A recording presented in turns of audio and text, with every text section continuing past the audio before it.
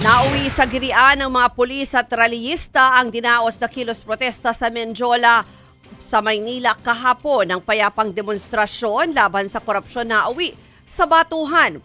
May nagsindi pa ng Molotov at biglang nagkaroon ng pagsabog ng takbuhan ng mga tao sa harap ng barikada ng mga pulis. Umulan pa ng bato.